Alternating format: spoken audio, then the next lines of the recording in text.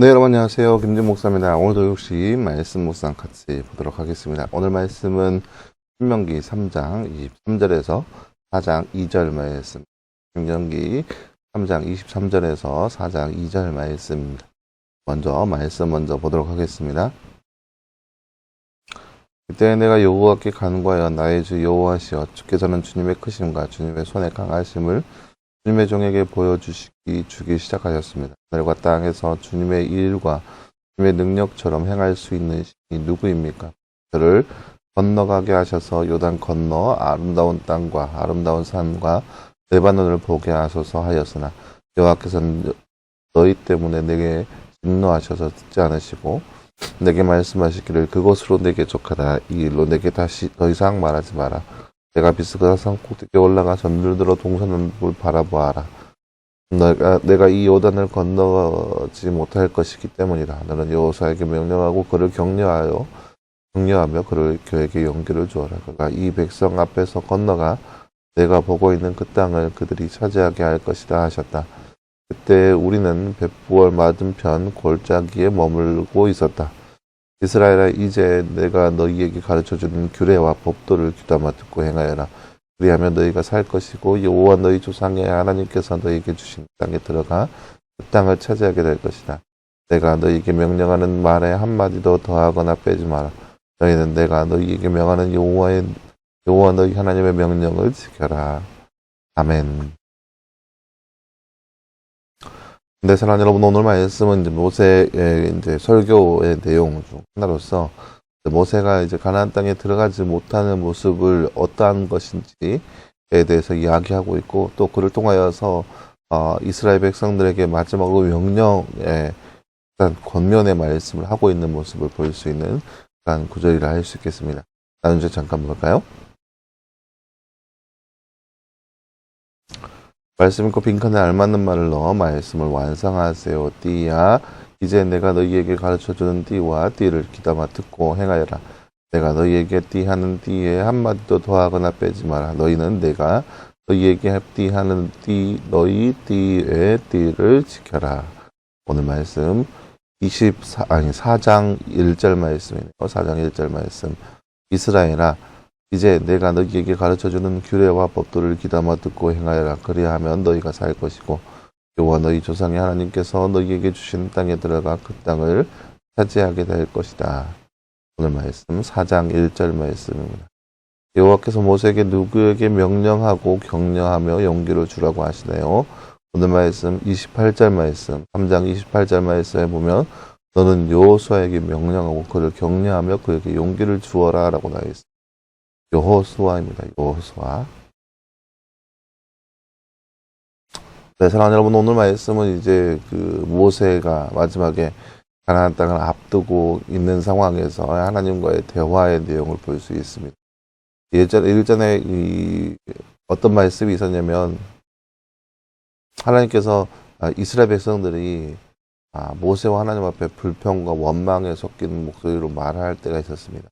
언제 그러냐? 물이 없어서 이 모세와 하나님 앞에 원망을 했습니다. 우리에게 물 달라고, 여기 왜 우리를 목말라 죽게 하냐고 하면서 모세와 하나님 앞에 원망했습니다.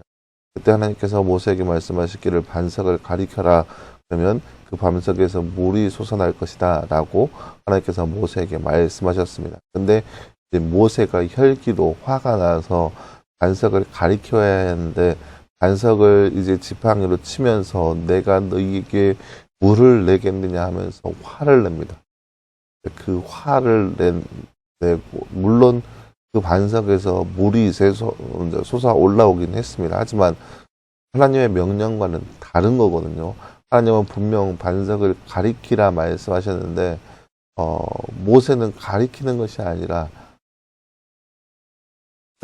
모세는 가리키는 것이 아니라 반석을 쳤습니다. 그래서 완전히 하나님의 명령의 말씀을 어긴 거죠, 모세가. 그 결과 모세에게 주어진 벌이 뭐냐? 가나안 땅에 들어가지 못하는 그런 벌이 모세에게 임했던 겁니다. 그렇기 때문에 오늘 말씀의 내용이 그렇게 진행된 겁니다. 모세가 하나님 앞에 간구하며 이르기를 여호와여 나로 하여금 그 가나안 땅에 건너가게 하소서라고 요청하죠. 그런데 하나님께서 뭐라고 하냐? 족하다, 그것으로 족하다. 이 일에 대해서 더 이상 말하지 말라. 너는 더 이상 가나안 땅에 들어가지 못할 것이다. 다만 여호수아에게 격려하고 그에게 용기를 주어서 그로 하여금 건너가게 하여라 라고 하는 말씀을 볼 수 있습니다. 이것이 모세에게 주어진 그런 상황의 내용이라 할 수 있겠죠. 그러자 이제 모세가 이제 모든 것을 체념하고 이스라엘 백성들에게 향하여서 말하는 내용이 이제 그 다음부터 4장 1절부터 펼쳐지는데요. 뭐라고 하느냐? 하나님께서 너희에게 말씀하신 그 규례와 법도를 귀담아 듣고 행하여라. 그 어떠한 것도 가하거나 감하지 말고 그 말씀대로 그 말씀대로 행하여라. 그래야 된다. 그것이 마땅한 것이다. 라고 하는 말씀이 오늘 말씀의 내용이라 할 수 있겠습니다. 사랑하는 여러분, 하나님 말씀을 지키는 것은 그 말씀 그대로 지켜야 합니다. 그 중에 하나님 말씀을 지킨다고 해서 그 말씀에 어떠한 사항을 더하는 경우도 볼 수 있습니다. 예를 들어서 주의 말씀을 가까이 해야 합니다. 더해서 하나님 말씀을 이렇게 하면서 이렇게 해야 한다.